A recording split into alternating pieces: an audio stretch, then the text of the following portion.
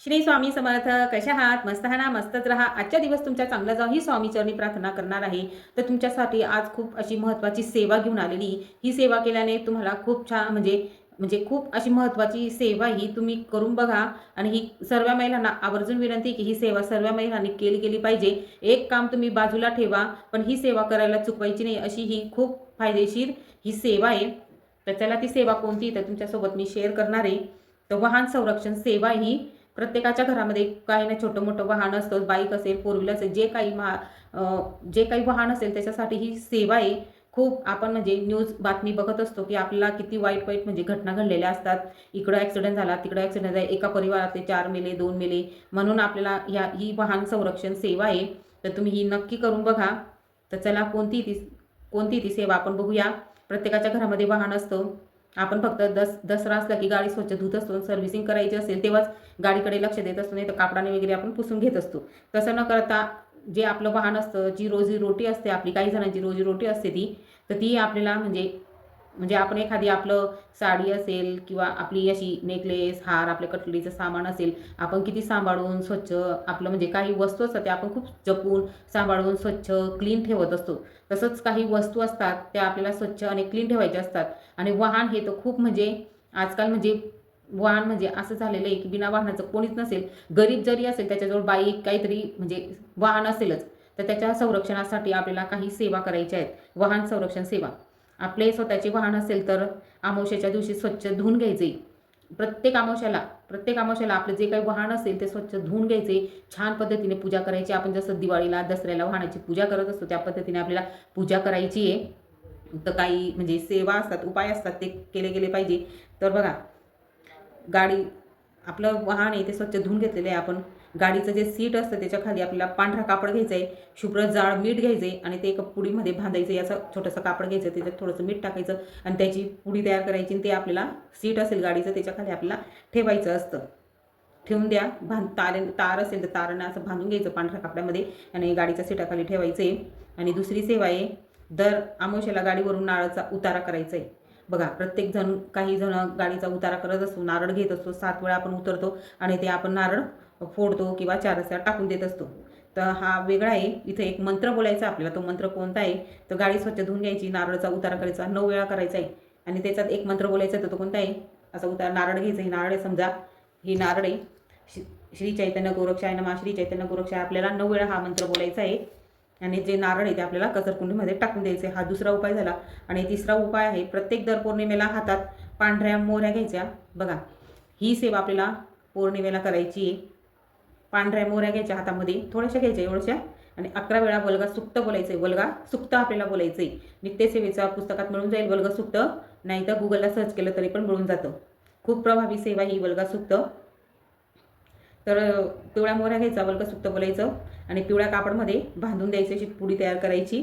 आणि ड्रायव्हरची जी सीट असते अशी, आता ही खुर्ची त्याच्या खाली आपल्याला सीट खाली ठेवून द्यायचे. परत पुढची पौर्णिमा आली ना, परत त्याच्यावर वल्गसुक्त 11 वेळा बोलायचं. देवघरात बसून आपल्याला ही सेवा करायची असते. अगरबत्ती लावा, दिवा लावायचा आणि वल्गसुक्त बोलायचे 11 वेळा. आणि परत त्या पुडी बांधलेली परत ड्रायव्हरच्या सीट खाली. मोहऱ्या बदलायच्या नाही आहेत. दुसऱ्या पौर्णिमेला दुसऱ्या मोहऱ्या घ्यायच्या नाही, त्याच मोहरी घ्यायच्या पांढऱ्या, आणि ती सेवा करायची. ड्रायव्हरच्या सीटखाली आपल्याला ठेवून द्यायचे. आता काही यंत्र मिळत असतात बघा, वाहन संरक्षण यंत्र असतात. मारुती यंत्र असतं, मारुती हे संरक्षण करत असतात. तर आपल्याला कोणते यंत्र घ्यायचे आहेत तर बघा, वाहन सौख्य यंत्र, मारुती यंत्र, महामृत्युंजय यंत्र, विविध जे यंत्र असेल त्यांना आपण अभिषेक करायचा आहे, रुद्र अभिषेक करायचा आहे. म्हणजे ते जे यंत्र असतात ते आपल्याला सिद्ध करायचे असतात. आपण काय करतो, विकत आणतो आणि तसंच ठेवतो. तसं न करता आपल्याला रुद्र अभिषेक करायचा आहे. गुगलला सर्च केलं किंवा नित्यसेवेच्या पुस्तकात आहे, रुद्र स्तोत्र आहे ते बोलायचं आहे. आणि मारुती यंत्र पण घ्यायचं आणि ते खिशात ठेवायचे. आणि जे वाहन सौख्य यंत्र आहे ते आपल्याला, जे गाडीचं मीटर असतो, मीटरजवळ ठेवायचं. मीटर बॉक्स असतो तिथं आपल्याला ठेवायचं आहे.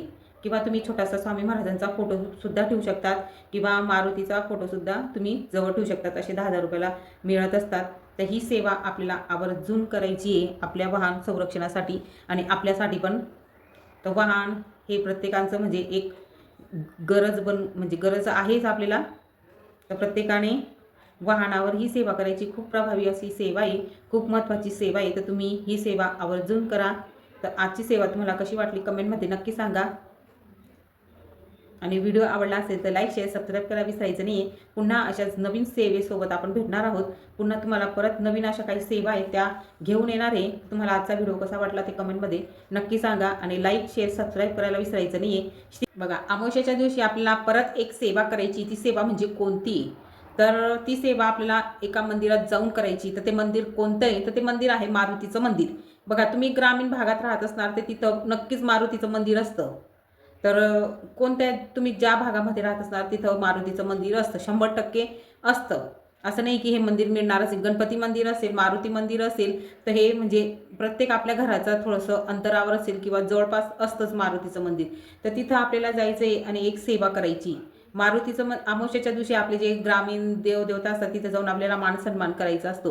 पण अमावस्येच्या दिवशी मारुतीचं मंदिर तुमच्या जवळपास असेल तर नक्की आवर्जून अमावस्येच्या दिवशी जा. इतर वेळा म्हणजे गेले नाही तरी पण चालेल, पण अमावस्येच्या दिवशी तुम्ही नक्की जाऊन बघा. तुम्हाला तुमच्या घरात काही दुःख असेल, काही कलह असेल, काही म्हणजे वादविवाद चालू असतील तर ते कमी होण्यासाठी तुम्हाला नक्कीच मदत होईल.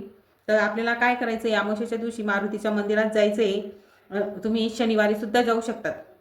अमावस्येच्या दिवशी नाही जमत असेल तर शनिवारी म्हणजे प्रत्येक शनिवारी तुम्ही जाऊ शकतात. असं नाही की एक शनिवार गेले म्हणजे तुमचं सगळं व्यवस्थित होऊन जाईल. प्रत्येक शनिवारी अमावस्येच्या दिवशी ही सेवा झाली पाहिजे, म्हणजे आपल्याला फरक जाणवत असतो आपल्या घरातील.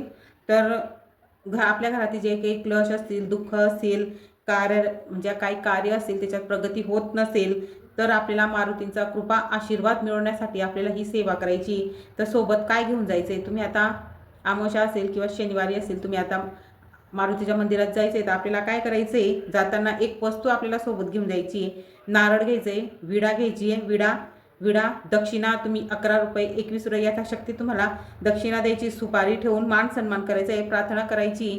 जे काही तुमचं म्हणजे दुःख असेल घरामध्ये, काही क्लेश असेल, काही कार्य असेल, म्हणजे काही काम असेल ते होत नसेल पूर्ण, तर आपल्याला फक्त प्रार्थना करायची की माझं असं असं आहे तर ते कार्य असेल तर प्रगती होऊ द्या, दुःख असेल तर ते दुःख दूर करा, म्हणजे क्लेश असेल तर क्लेश वगैरे थांबवा. असं काही नाही तर मार्ग आपल्याला म्हणजे आपण दर शनिवारी जर आपण मारुतीचा मान सन्मान केला तर आपल्याला म्हणजे नक्कीच फरक जाणवेल. तुम्ही हा उपाय करून बघा.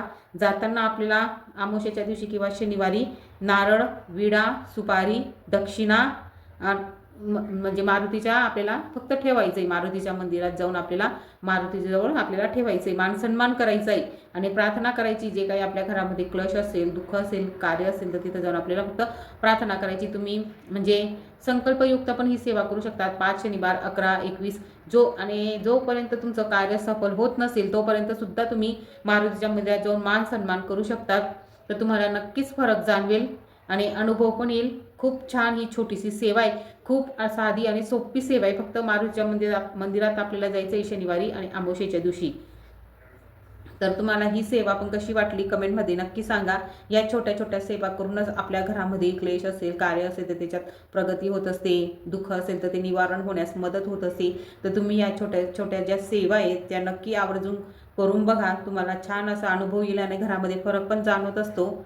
तर चला, आजचा व्हिडिओ कसा वाटला कमेंटमध्ये नक्की सांगा. श्री स्वामी समर्थ.